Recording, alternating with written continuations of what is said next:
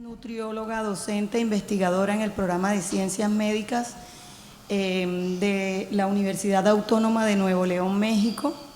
Tiene una maestría en salud pública y un doctorado en ciencias. Bienvenida. Muchas gracias, muy buenos días. Un honor estar de nuevo en este congreso tan importante. No sé si por ahí ya está mi presentación lista. Sí, está muy bien. Muchas gracias. Bueno, les voy a platicar de este tema que realmente es muy importante, por qué el paciente regana peso, pero este nombre nos ha llamado la atención porque le llaman set point, cómo es que nosotros ajustamos nuestro peso corporal en un tiempo y qué pasa después de la cirugía bariátrica. La teoría del punto de ajuste, en cuanto a la obesidad, principalmente explica un concepto, sobre todo de la fuerza homeostática, porque hay este equilibrio, sobre todo que defiende un peso corporal establecido. Nosotros nacemos con una programación y aquí muy importante nos habla de que hay mecanismos compensatorios los cuales plantean desafíos para los tratamientos de pérdida de peso. Cualquier tratamiento que empleemos, ya sea modificación de estilo de vida, tratamiento farmacológico o bien cirugía bariátrica, pues sabemos que hay una recaída observada, sobre todo después de una pérdida de peso exitosa, porque el peso se vuelve a reganar. Y también sugiere esta teoría que en este punto de ajuste del peso una persona establece, por ejemplo, temprano en la vida, ese peso, nacemos con esa forma de programación, permanece relativamente estable. Nosotros tenemos una estabilidad, por ejemplo, del peso corporal desde que llegamos a nuestra etapa adulta joven, incluso cuando llegamos a la etapa adulta mayor, nos dice que la variación es muy poquita del metabolismo y a menos de que sea alterada por algunas condiciones específicas. Por ejemplo, aquí les estoy agregando qué pasa con la epigenética de una persona, qué pasa con los obesogenes, qué pasa con un ambiente obesogénico, o incluso la cirugía bariátrica va a hacer un cambio en este ajuste, y también dieta y ejercicio, fármacos o incluso algunas enfermedades de los pacientes. Entonces, esta teoría nos habla que está relacionada, como les decía, con esta homeostasis y sobre todo postula que el cuerpo humano tiene un rango de puntos de ajuste, sobre todo a una masa grasa predeterminada. La masa grasa es la que principalmente comunica al resto de los órganos sobre esta necesidad que llamamos de mecanismo de supervivencia, ¿sí? Siempre manejo una frase que le digo a los pacientes: estás luchando contra tu propia biología. Es algo difícil, no nada más decir del ambiente, sino de la propia biología que tiene esa persona para poder entonces comprender si tiene unos genes penetrantes, si está luchando con esos cambios que nos lleva pues a este ambiente obesogénico constante. Por eso cuando vemos que hay mecanismos biológicos, fisiológicos compensatorios, pues muchas veces se resiste a todas las desviaciones. Podemos tener una pérdida de peso de un 5%, de un 10, 15, un 20, pero va a haber una resistencia a esa permanencia de esa pérdida de peso, y también nos marcan sistemas de retroalimentación que son vitales para llevar a cabo nuestro peso corporal de vuelta hacia ese peso como tal de ajuste. Ahora, esta teoría no es nueva, realmente desde 1953 Kennedy propuso que el almacenamiento de grasa corporal está regulado. No fue hasta que ya hubo mayor investigación. Por ejemplo, para 1982, como les presento aquí, los investigadores en nutrición, tanto Bennett como Gurin, ampliaron este concepto de Kennedy cuando desarrollaron la teoría del punto de ajuste y lo publicaron así en este libro. Y decía que había un dilema: ¿por qué las dietas son obsoletas? ¿Por qué no funcionan las dietas? Que la nueva teoría del punto de ajuste era para el control del peso corporal. Y bueno, posteriormente se descubre la leptina, posteriormente se empiezan a hacer los diferentes descubrimientos para decir qué era lo que principalmente se comunicaba desde la grasa corporal para poder tener entonces estas respuestas. Y entonces se habla de esta teoría, y esta teoría como tal explica la alta incidencia de recuperación de peso. Entonces, ¿por qué el paciente recupera peso si estamos aplicando una cirugía bariátrica? O tiene un éxito, por ejemplo, en este primer año que le dimos seguimiento. Entonces, cuando un individuo pierde peso, recordemos, es un mecanismo de supervivencia. La grasa está diseñada para eso, para sobrevivir. Y nos dice que el cuerpo desencadena un aumento de apetito, o sea, pierdes peso, el cuerpo empieza a sensar esa disminución de grasa corporal, esos cambios hacia su nueva adaptación metabólica, y entonces a través de la modulación de hormonas de saciedad, principalmente cambios de preferencias alimentarias, se empieza a activar también este filtro hedónico, comer por placer, preferencias alimentarias que incluso el paciente no tenía antes. Dice: ahora se me antoja todo, quiero comer otros alimentos que me causan placer, y sobre todo estas preferencias, cambios del comportamiento, se reduce también el metabolismo. No podemos pensar que una persona tenga el mismo gasto energético que tenía al inicio de su tratamiento cuando termina con esa pérdida de un 20, 30 y hasta un 50% de su peso corporal, lo cual esto se compensa para llevar a cabo pues como decimos, este peso de vuelta, este peso corporal que regresa a su punto de ajuste. Ahora, si vemos todas estas, balance energético, nosotros en nutrición que siempre decimos el balance energético entre lo que comemos y lo que gastamos, si ustedes se fijan abajo de esta imagen, nos dice, bueno, este es el set point del peso corporal. Y entonces vemos que hay factores que interactúan de manera única en cada individuo. Pero si ustedes observan de los diferentes factores, los factores biológicos son muy importantes, pero más el ambiente, incluso desde que estamos programándonos en nuestra formación, desde el útero, nuestro peso corporal al nacer, la edad y el género y otras enfermedades que pueden estar concurrentes. Ahora observen genes penetrantes, genes que principalmente están diseñados para esa adiposidad, porque hay pacientes que, por ejemplo, tienen mayor desarrollo de grasa corporal que otros, incluso entre hermanos vemos estas diferencias cuando hacemos estudios en familias y nos damos cuenta que hay modificaciones también epigenéticas, también un background ancestral o interacción no solamente gen-ambiente, sino interacción también gen-gen. Vemos el ambiente, qué disponibilidad alimentaria tenemos, qué determinantes sociales tiene un individuo que están impactando en su salud, incluyendo también el ambiente que se construye o el estatus socioeconómico. Y el comportamiento como tal, para nosotros es muy importante cuando estamos empleando diferentes herramientas para el control del peso, vemos esa actividad física, ese ejercicio, ya no llamemos deporte, ejercicio. ¿Qué estás haciendo? ¿Cuánto te mueves? ¿Cómo haces tu dieta? ¿Cuál es la calidad de esos alimentos que vamos a utilizar? Factores culturales, factores psicológicos y también patrones tan importantes que es hoy llamada la crononutrición. Ahora, cada vez que vemos una persona delgada, una persona con ya sobrepeso, obesidad, vamos a ver que el mecanismo para esa recuperación del peso es el mismo. Vemos, por ejemplo, esta imagen de la ganancia de peso relacionado, por ejemplo, bueno, ¿qué hizo el paciente para reducir su peso? Va a haber modificación de las hormonas, sus hormonas empiezan a disminuir, también cambio significativamente en cómo se vuelve a adaptar y sobre todo el incremento del apetito, el cambio que también hay a nivel del metabolismo. El metabolismo tiene que adaptarse a ese tiempo. ¿Cuántos años tuvo ese paciente crónicamente con la obesidad? Quiere resolver esa adaptación en un año, no es suficiente. La literatura te dice que para asegurar que la adaptación se logre al año puede ser una buena adaptación, pero lo mejor 2 años, seguimiento hasta los 5 años, se ha visto que el paciente tiene mucha mejor adaptación metabólica o empieza a tener mejores resultados. Ahora, la cirugía bariátrica, cuando hablamos de este set point, nos habla que se contrasta mucho después de una intervención a que solamente una persona hiciera dieta y ejercicio, solamente hacer un cambio de estilo de vida, ya que la cirugía bariátrica se activa en mecanismos neurohormonales muy importantes que están desadaptativos tal vez en el paciente antes de hacerse la cirugía bariátrica y aumentan el hambre e impulsan la recuperación del peso, ¿sí?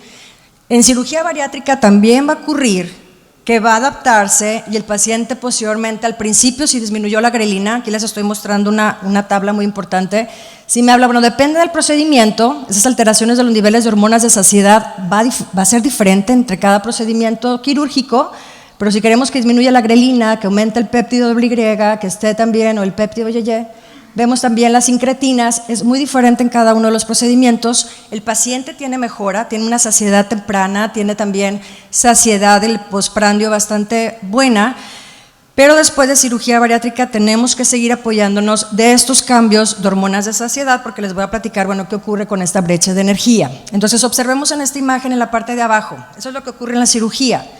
Principalmente la cirugía programa fisiológicamente este mecanismo de defensa, o sea, realmente lo logra. Sí, y es de las mejores herramientas a largo plazo, pero tenemos mucho trabajo por hacer por aquí.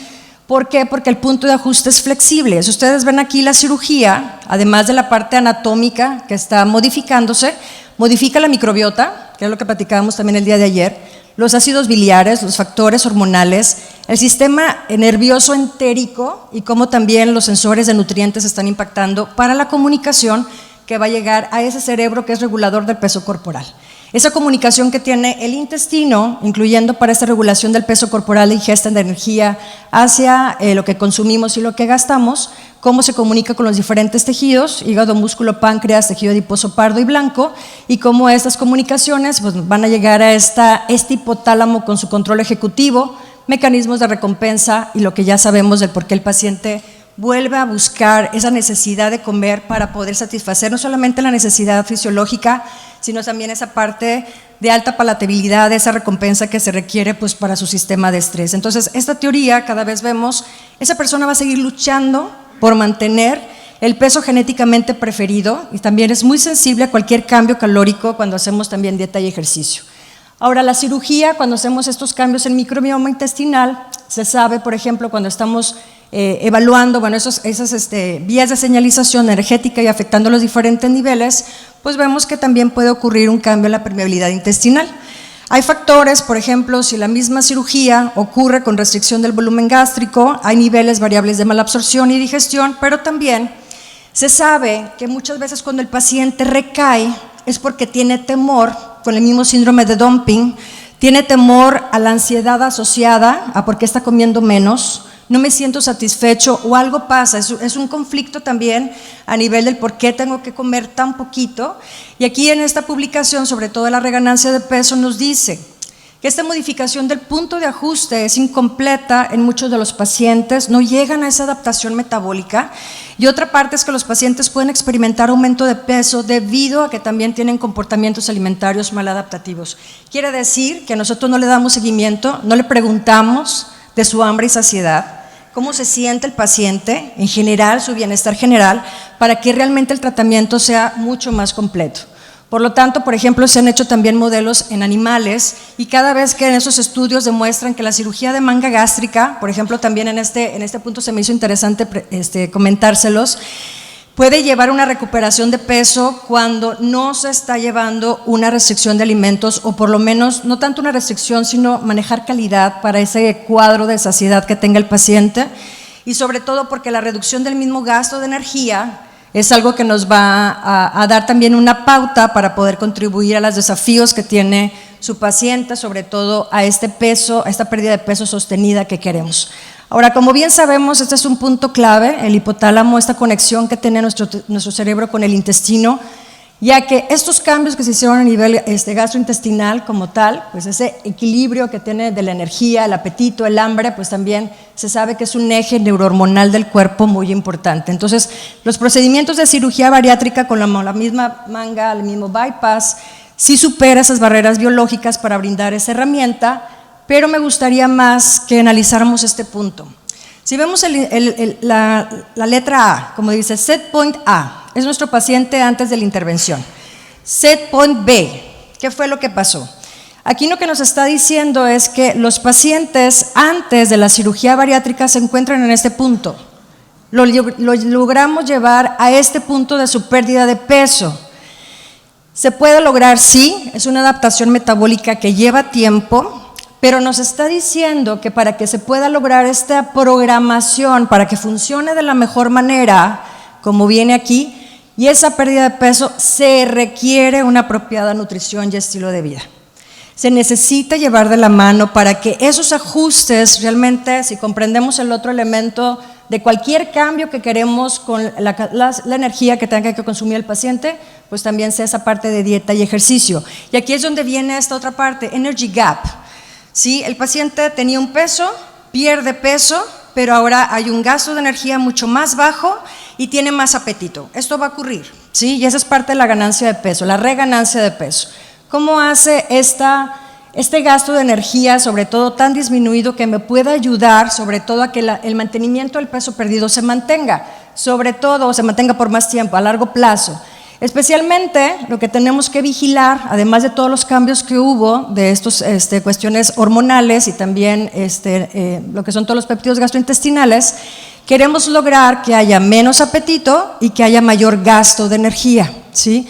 Aquí en nutrición entramos, pues obviamente desde la cuestión de calidad, de seguimiento a los pacientes, mayor ingesta de proteínas, su carga glucémica más baja, densidad energética baja, mayor contenido de dieta, por ejemplo, con rica en fibra, para esos cambios que queremos también de saciedad, pero queremos reducir esta brecha de energía. Entonces, si no hace el paciente ejercicio, este gasto de energía pues se mantiene muy bajo y es donde tenemos que vigilar sobre todo este punto. Ahora bien, ya para terminar esta última imagen del balance energético, observen lo que les comentaba hace un momento con respecto al gasto de energía de una persona realmente la mayor parte es tasa metabólica en reposo, lo que es su masa corporal libre de grasa. Por eso tenemos que mantener la masa muscular en esa acción, en esa parte de la alimentación, porque el ejercicio, y vean cómo es la variación de la edad. En cuanto a nuestro gasto de energía, la edad es de 1 al 2%. No le echamos la culpa a la edad, ¿sí?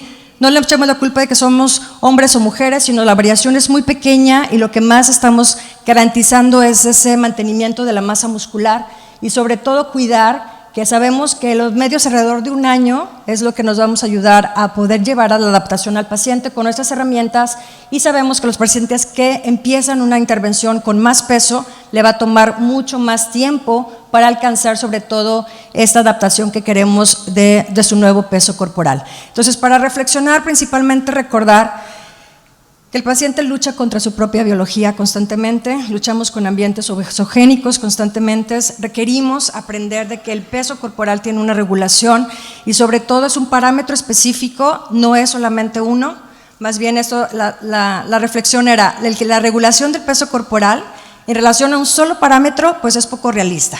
Sí, hablábamos de genes, hablábamos de ambiente, hablábamos de esta cuestión fisiológica, determinantes de salud, pero más bien parece apropiado que asumamos que el nivel en que se mantiene el peso y el contenido de grasa representan esos equilibrios logrados, sobre todo la regulación de muchos parámetros.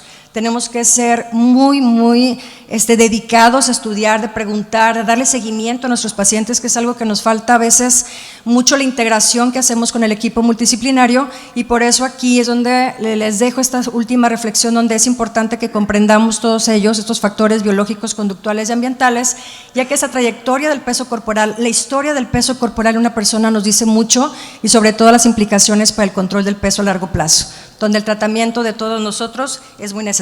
Muchas gracias a todos por su atención. Muchas gracias por su excelente presentación, muy claro.